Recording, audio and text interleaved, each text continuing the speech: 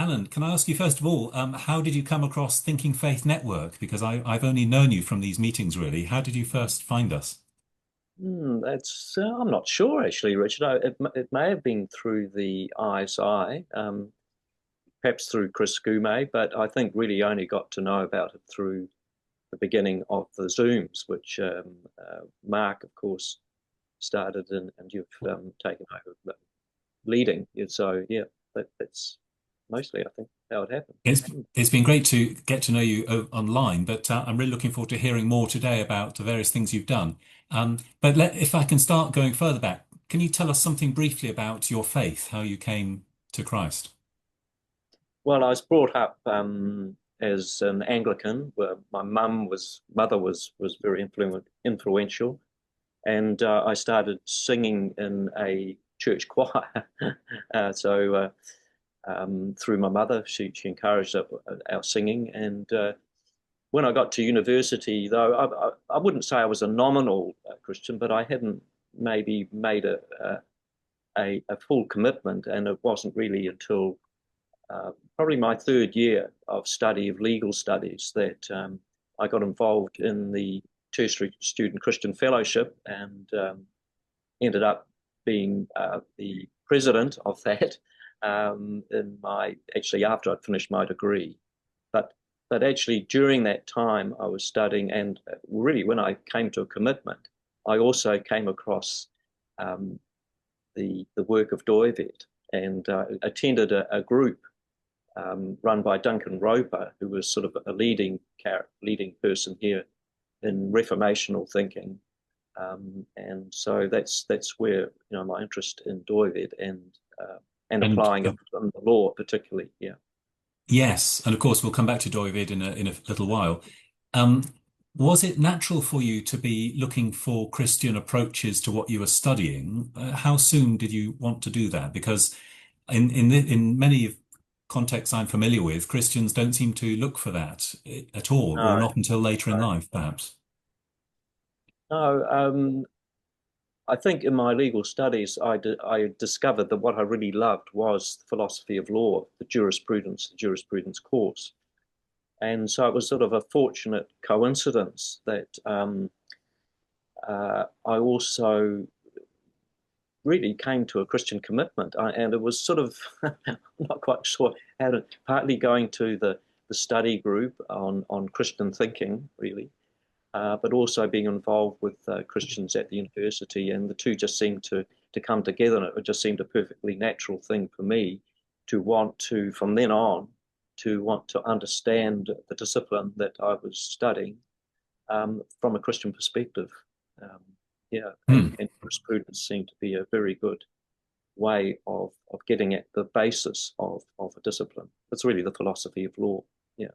Yes, and I suppose I hadn't really thought about there being a philosophy of law until I heard about it in the context of, again of Doylefield. I knew that you could be a lawyer. Why were you so fascinated by the philosophy of law and not just the practice, would you say? I think it's just probably what I always wanted. I think it's what interested me in discipline. Thinking about life, thinking. I think I just like philosophy and the big questions, and becoming a Christian the two just seemed naturally to go together. The Hmm. insight really, which really hit me, I think, from reading Doivet's work was that everything that you do has a religious basis. This is the Kuiperian background. All of life is religion, kind of thing. And I just thought, well, this is must apply to my studies and to an understanding of the discipline. So yeah. Hmm. And then later on, I understand you were lecturing in law. Did you also, was it straight from studying law to academic work, or were there some stepping Yeah, stones? yeah, pretty much. I did work in a law office just during holidays, but I always felt that I didn't want to practice law particularly. It was a little bit unusual, but I did want to be involved in the academic side of it and teaching, but keeping in touch, obviously, with the actual law, development of law and that kind of thing. So I've Yes. had a lot of legal lawyer friends and associates, yeah. Yes. And as a lecturer myself, I know that you have this desire to make a difference via the students you teach. Can you Yes. say something about what you are trying to achieve? What were your lofty goals and ambitions through teaching jurisprudence to students? Um, I think I always tried to get them to think about the way I did it was through the conceptual basis of it and to understand the concepts that they used. And the law, like a lot of disciplines, is a very conceptual thing. It's you've got to learn a method of analysis using a lot of concepts. And so I always encourage students to try to think a bit deeper about, well, where did they come from? What shaped them? And particularly in the context of law and in the Western system, to make them aware that Christian thinking, Christian theology, and that kind of thing had a big, huge influence on the laws, the concepts that we use, every day, really, Mm. and in every discipline and every branch of the law. Yeah. Mm. Mm. And I want to acknowledge Gillian. Gillian's with us as well. I mean, I haven't prepared you for these questions, but can you say a little bit about, because I know you're both interested in the reformational philosophy of Doivert, Herman Doivert and others. Before we get on to your main talk, but can you just say something about how you come at this, or how you and Gillian both became aware of Doivert? Well, perhaps Gillian should answer herself. That's Well, I important. Yeah. became aware of Doived through Alan and his interest, and then I was interested in it too. Yeah, and it just having read Darney's actual book that he put out, Barney and Strauss.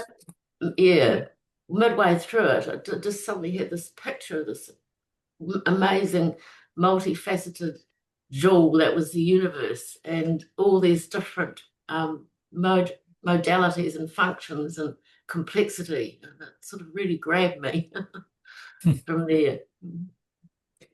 That's wonderful. That's so good to hear. I know there are at least one or two other enthusiasts for Darney's enormous book on this call.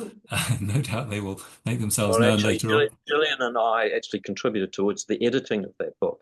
Oh, right. Right. Yeah, Yes. it's a Well, that was a title. worthy task. Yes. Fantastic. Well, I mean, I'll ask briefly just one more question, Alan. Tell us something then, because I think you're not going to focus so much on law tonight as No. on something that appears to be totally different. But can you make a bridge for us from? I mean, how did you get into Feldenkrais? Oh, yes, that's a good question. Well, partly through Gillian, actually. I started at university to suffer from chronic migraine headaches. And I got them from about the age of 14, the classic migraine with I think they call them fortifications and loss of vision and things like that. But they became chronic. And so I found I tried a lot of different modalities, practices, and it was only Feldenkrais that really was able to make the difference by going to classes and it led me to because I found it very conceptually interesting. I found that there were a lot of I could relate very much the reformational perspective, the Doivedian modal kind of analysis to what how the method how it was taught, how the classes were taught, and when I got into the reading of Feldenkrais itself, I could see a lot of ways that could be unfolded or understood through a reformational perspective. But that's something that maybe will become clear as I talk about. Yes. Yes. Yes. Will you either now or in a minute say just very briefly what we mean by reformational and I'm aware a few people on the call may not have come across Doiverd. Is that too much to spring upon you for Probably, but preamble? yes. Well, it really originates in the Netherlands with uh, with Abraham Kuyper and people like that who came to a view of through their Christian faith that all of life was under the lordship of Christ and that every activity could be approached from a Christian perspective, from a Christian worldview. I think that might be the best way to put it. And it resulted in the formation of the Free University of Amsterdam, which originally, anyway, tried to implement something of this perspective in the disciplines, and law was one of them. And one of the leading figures who came out of that Reformation perspective was Herman Dooyeweerd, who developed this remarkable systematic philosophy. Included in that, of course, is his, or part of that whole system was his philosophy. I hope Great, that gives some. That was a very good, yes, light introduction. Well, over to you now, Alan.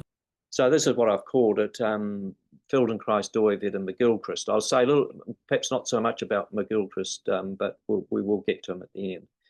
Movement, sensing, and attention. Yeah, sorry about the way this comes in. So this is basically what I'm going to be talking about. First of all, the Feldenkrais method as a method of somatic education, body education. And I'm going to actually do a little demonstration, and then I'll stop sharing when I do that. And then I'll look at this from a Dooyeweerdian or a Reformational perspective, Christian perspective, and then say a little bit more about it in relation to McGilchrist, who this great public philosopher, intellectual, who I think has some really interesting things to say and relate to what I'll be talking about today.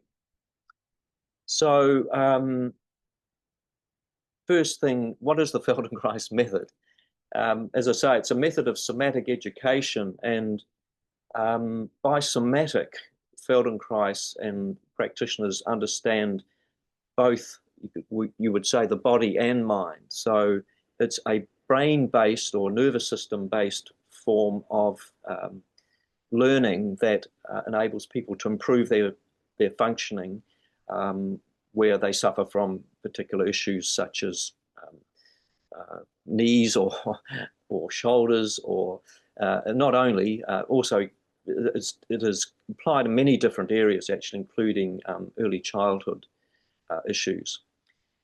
But I explained how I got into it. But there are two forms, there are two ways in which it is taught. One is by classes, which I'll be teaching one today, group classes, usually on the floor, lying on the floor, but not only. Today will be I'll give a demonstration sitting. And the other way is through one-to-one client work using a table. And when I stop screen sharing, you'll get a clearer view of it. But just behind me here is the table that I use. You just see it there, maybe in my screenshot. So I don't think I'll say much more about it. I'll go at the moment. I'm actually going to do this little with some of you who can join me, a little demonstration. So what I'll do, I'm going to if I can stop screen sharing. Most of the lessons, and they're usually at least 40 minutes. So this is just giving you a taster of what I do. And this is done sitting. So I teach quite a bit of how to sit well, but you may not be in the best position to do this. But if you're on a flat seat, it's best, or chair. I'm sitting actually on a stool, a flat stool, which I practically always sit on for most of my sitting, and so that you can sit upright. So for those who want to join me, you can do that, and I'll start to do the lesson. Actually, you might want to open the video, but keep your audio muted, so you can turn on your video, because being able to see some of you might actually help, right? So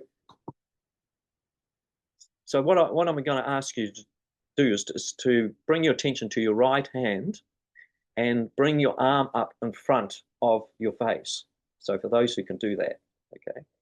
So it's approximately at shoulder height. If there are anybody who has real shoulder issues, I suggest you don't do it. I mean, if it's painful, just to do what I've asked you to do. And look towards your hand, which is, if you can, let it hang. We call this the dead bird lesson. So just let it hang loose. And you can look either at the hand or at the wrist, probably somewhere around that area. And looking straight ahead. So you're sitting upright, you're looking at the hand, and begin to stay looking at the hand and turn to the left. And don't do a big movement, do a slow movement to the left. Right. Now, next time you do that, you can rest at any time, by the way, bring your arm back to the same position. This time, when you turn to the left, I'd like you to look over the hand and find a spot on the wall or somewhere in front of you that you can identify for a future reference. Okay, so just note where that is. And then come back and rest the arm. We do a lot of resting. So this is a form of applied neuroplasticity, and I'll say something about that, of the brain. It is plasticity of the brain. Bring the arm back up again, look at the hand, and go to the left again, following with your eyes. Do this slowly, make sure you're still breathing. Come back to the front. Do that again. Come back to the front slowly.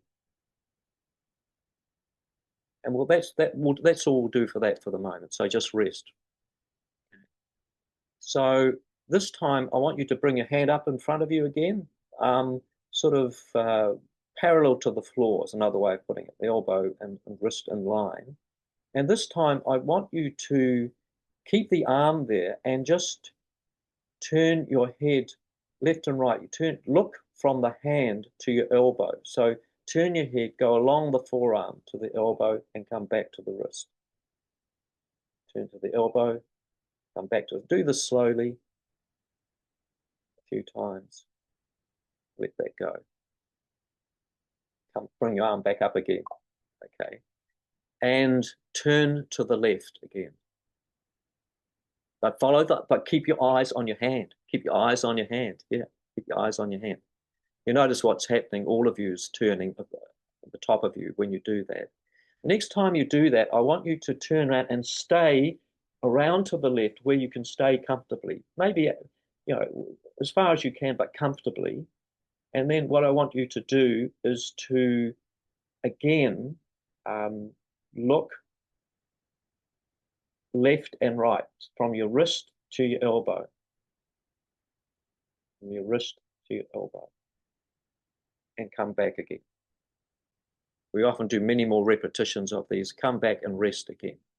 We'll do another what we call differentiation or exploration. Bring the arm up again. And again, turn to the left. Just notice what it's like now turning to the left. Maybe it's got a little bit easier. And this time, I want you to look at the wrist, keep your head still, and just turn only your eyes from your wrist to your elbow. From your wrist to your elbow. Go along the forearm slowly and come back. So you're not turning your head. Come back and rest again.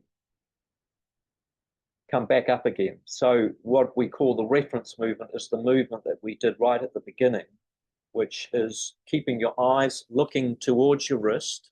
Everybody have your eyes looking toward your wrist or your hand, and turn to the left again, easily. And notice if that's maybe improved a little bit. Come back. Yeah, so you keep coming. You don't stay there, you come back. You do that a couple of times and then rest. And then I'm going to do a couple more, and this will finish the lesson. So come back up, have your hand in front of your face. And this time I want you to keep your head keep looking straight ahead. You don't actually have to have your eyelids open. You can be looking straight ahead. Eyes open or closed. But move only your arm to the left this time. So you don't move your head stays still. Notice that it's a more restricted movement. And notice what's happening in your chest when you do this. and in your, maybe even in your neck. Let that go, rest again. Come back up, same position. This is our starting position. And this time, when you turn your arm to the left, I want you, but stay looking ahead, I want you to turn your head to the right. So you begin to look over your right shoulder. Can you do that? That's right. And repeat that a couple of times. Make sure you're still breathing. Let that go and rest. And then we'll finish by doing the same movement that we started at the beginning. Bring the arm up in front of you, look towards the wrist or hand, and begin to turn everything now, following your wrist to the left. And notice where you turn to now. Maybe that's changed. Also, what the feeling is through your body, through the center, maybe even into your hips. And the next time that you turn as far as you can comfortably to the left, look over the hand again and see where you're looking to. Is it a different point? For some, it may not be. Remember that point you located at the beginning. Okay. So I'd love to get feedback on that, but you can put that into the chat or something like that, or let me know if it did make a difference. A full lesson will be at least 40 minutes. And I may be teaching this lesson actually this afternoon, but I want to go back to screen share now and carry on discussing what we just did in terms of the conceptual kind of basis of it. So what did we just do? A key concept of the Feldenkrais method is differentiating and integrating. I don't think I explained that the teaching classes we call awareness through movement and the one-to-one we call functional integration. They really are the same thing. Awareness through movement is the way in which the learning takes place.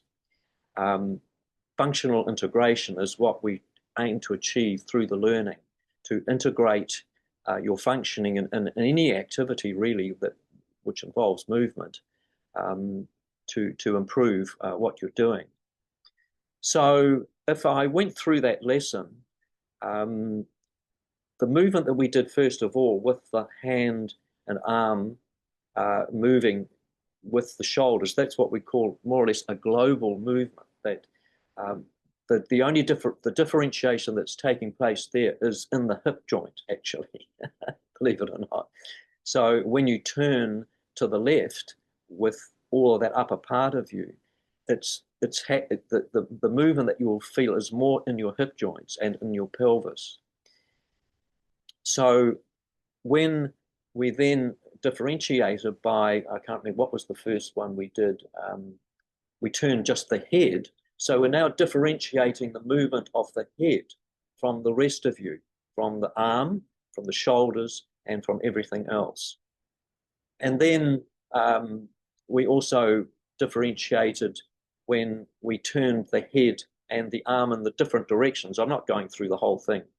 So it's making distinctions in our movements is very, very is a key part of this method. And the reason for doing that is to alert the brain, the sensory motor cortex, to your functioning. The brain becomes alerted to these distinctions, which often we're not conscious of or aware of in our daily activity. We do things, we use these parts of us in habitual patterns and habitual ways. So what we're doing here is bringing attention to movement in order to both identify your own patterns. So you'll learn, each person who did this lesson would have noticed something different about the difficulty or the ease or turning to the left or turning of the head. And this is part of the purpose of this differentiating. What we did sort of throughout a little bit, but certainly at the end, when we used this reference movement of moving all of your arm, your shoulder, the upper part of it, and your head and to the left, is to coordinate, is to integrate your movements. And so we broke the movement, we broke down the action of turning into different parts using the head and even the eyes. The eyes play an enormous role or have enormous influence in our movements. So it's using your eye muscles actually to help improve your functioning. So that's probably about all I want to say about that lesson and how the concept of differentiation and integration is a key one to it. There are many other important concepts which I may or may not mention that involve the Feldenkrais method. So how does this, so the second point there, differentiating and integrating Doived's aspectual perspective. Well, in the book that we discussed, Dani Strauss's Discipline of the Disciplines, I did a review of the book for Philosophia Reformata, and I used his insight or discussed his insight about the origin of scientific concepts and concepts that we use in everyday life as well. And the one I used was differentiating and integrating. And the point that Dani Strauss made about that is that it's what he calls its modal seat is in the biotic aspect. So what does he mean by that? That I think an example would be the differentiating that takes place in the body, in the womb of the fetus as it develops within the womb, that as a global kind of undifferentiated human being, if you like, it begins to develop and differentiate. So it develops limbs, the arms, the legs, the head, the eyes, all these things begin to differentiate within the body as in a biotic or biological way. But in order to be able to use those as we come out of the womb and begin to learn as a young child, we need to use these parts of us in a way that is functional. In other words, to integrate those differentiated parts of us. In the Doived's philosophy, however, he doesn't discuss that so much, the biotic origin of that concept. He uses a lot actually in social theory, the differentiation within society. So this gives an indication of how interconnected our aspects of our being are, as well as our environment, that I think helps to explain what is also going on in the Feldenkrais method. And one of the things that I learned, I think, from applying this insight of the reformational philosophy to the Feldenkrais method is to realize that the method is only effective because of the interconnectedness of all these aspects or dimensions of our functioning. So I could go through what is referred to as Doived's modal scale and relate it to what we just did, because there's a numerical side aspect of it, that our two sides, we have two sides to us. Our spine is actually our center, but on each side of our spine, we function differently. People are not often aware of that. We're right-sided, right-handed, obviously, or left-handed. But this also relates to our whole way of functioning on sides. So one of the things we do in the Feldenkrais method is to create more balance in your functioning if you are too one-sided or unbalanced on your right foot, on your left foot, on your right side, and so forth.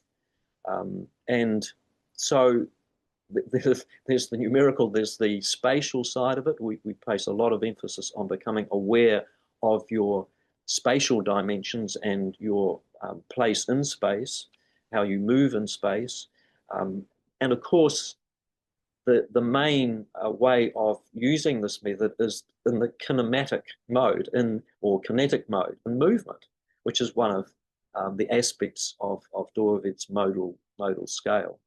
and then there's the physical. Our skeleton is the physical aspect of that is very important in the Feldenkrais method.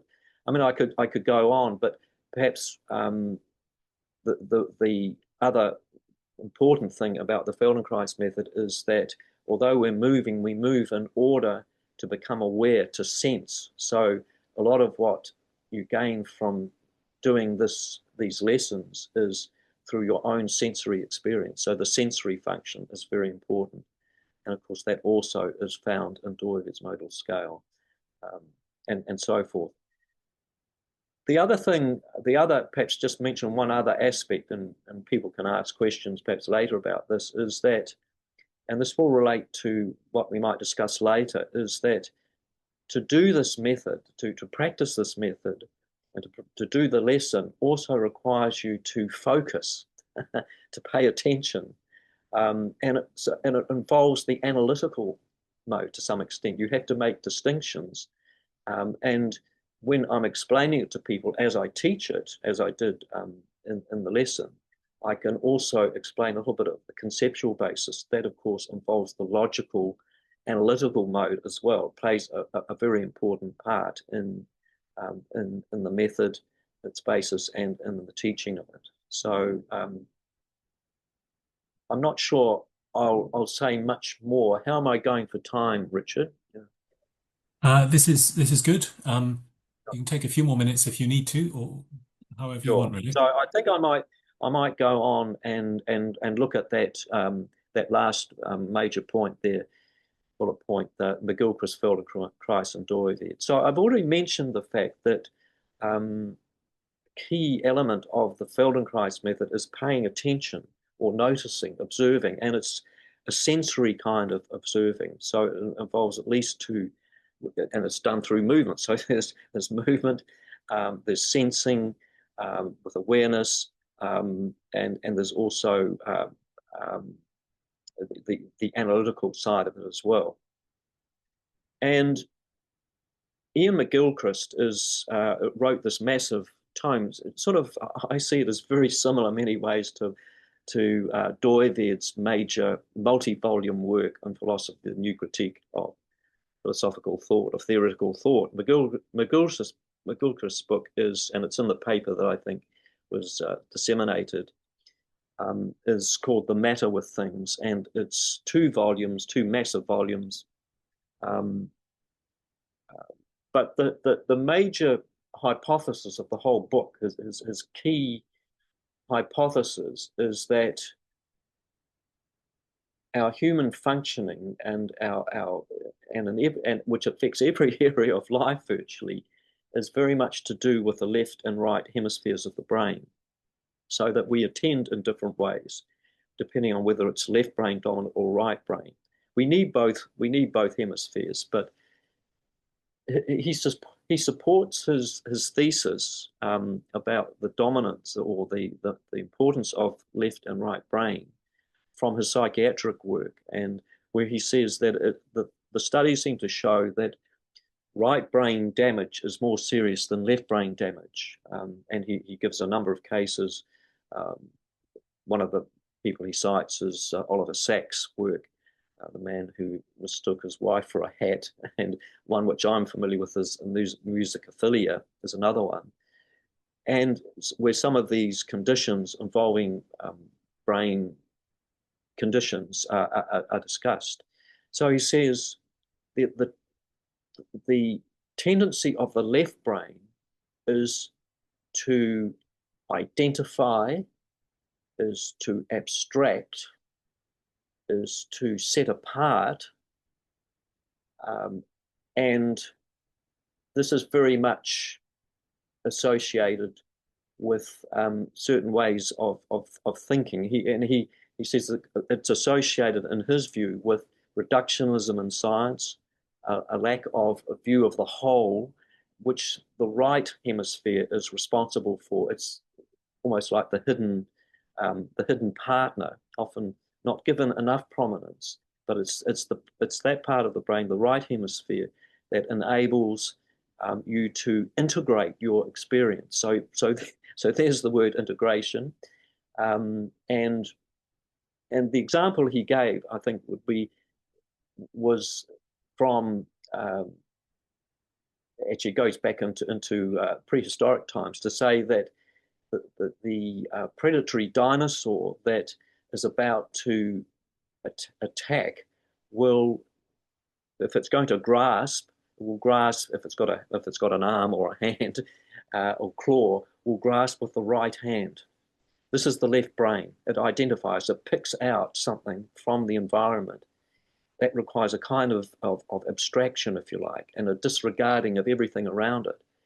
But it needs the right brain if it isn't itself to become prey for another predator. And that's the role of the right hemisphere that integrates, that enables to see the flow of things rather than just having them abstracted or set apart.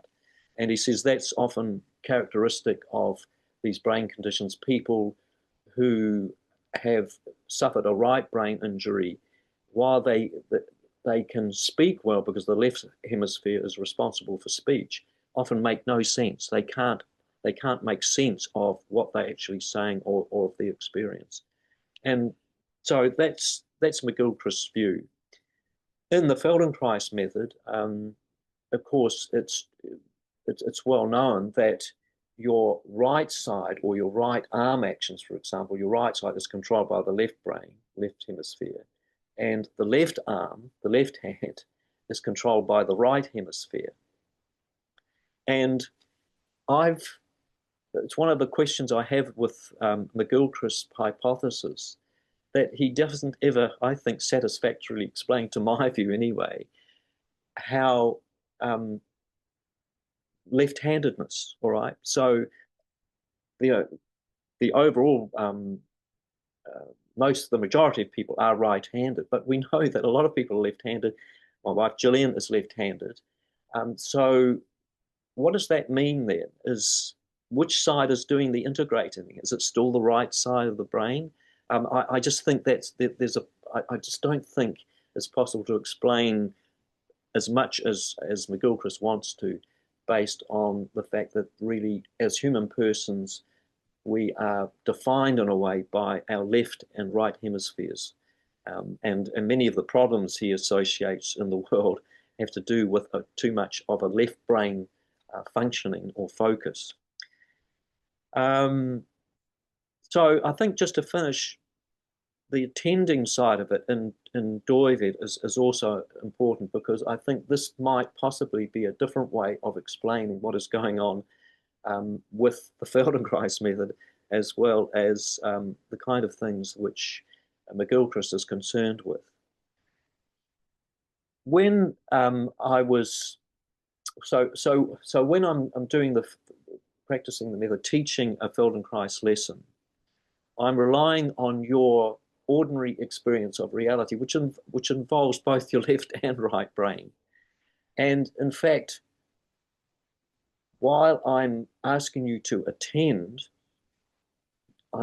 you are using your logical side of you, but it's still within your ordinary everyday experience.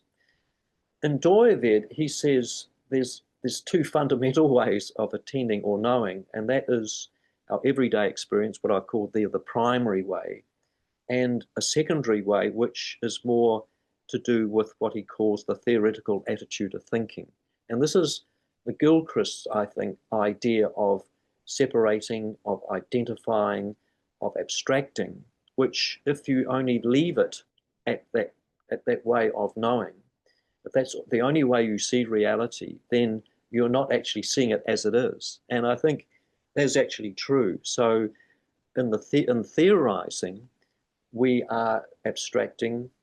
We also have to theoretically integrate. But our theories are never, our abstracting theories are never what the reality is that we're trying to explain through the theory. And so there's a theory underlying the Feldenkrais method, and he wrote quite a few books. Others have written books about the conceptual basis of it. But when we're actually doing the lesson, even though we are using the logical side, in McGilchrist's terms, the left side of our brain, is more active, maybe, we are still also using the right side, and we are doing that kind of integrating in this practice. In our everyday life, we are also functioning that way, using the left and right brain, integrating our experience, integrating our visual field, for example, when we're seeing or viewing things. Just to sum up, I think the problem I have with both Feldenkrais and McGilchrist, to some extent, is a lack of an idea of the human being as concentrated in what the Bible calls the heart. So while we have all these functions, the movement function, we have physical functioning, we function within gravity. Gravity plays a really important role in the Feldenkrais method through the skeleton. We have our biotic, we have our organs, we have our sensory life, we have our logical thinking, and many higher ones as well. All of these in the Reformational view and Doived's view are concentrated in the human heart, which what the Bible talks about as the human heart. And he refers to that as the concentration point of all our subjective functions, all of our functioning as humans and as communities. And I think actually I found that a really very helpful and important insight in understanding both the Feldenkrais method and the many, I think, valuable insights of McGilchrist as well. There are practitioners all around the world, actually, and there are some in Britain. I don't know any personally, or in the UK. There are a lot in Germany. The method actually, he came from the Ukraine. He came from a Hasidic Jewish background, which I think the method kind of reflects in some way his view of the human person as a whole being, of all the functions being integrated. And really he showed how from movement you can connect through movement into all those functions, including the faith function. Actually, he had a lesson on prayer, on praying, the act of praying. That's fascinating because Orthodox Jews are noted, aren't they, for rocking while they read, or is it recite the Torah? Yeah, he actually, I think, related it to Islamic prayer, which is going right down. And so for some people, and maybe even for people in the pews or praying may have some difficulty with the seat or just not being comfortable. So I have actually done at a Christian camp a little lesson to do with how would you pray comfortably, and how would you sit comfortably in order to be able to pray well. Yes, I should imagine that maybe Listen to more a of those. sermon, or listen to a sermon. Yeah, I was going to say maybe more of those here tonight might be familiar with raising their arms in worship or singing. I mean, that's another way that we integrate our bodies with the faith aspect, isn't it? By the ways we sing. There are practitioners who apply it in the singing. I learned singing, and I have taught a little bit of it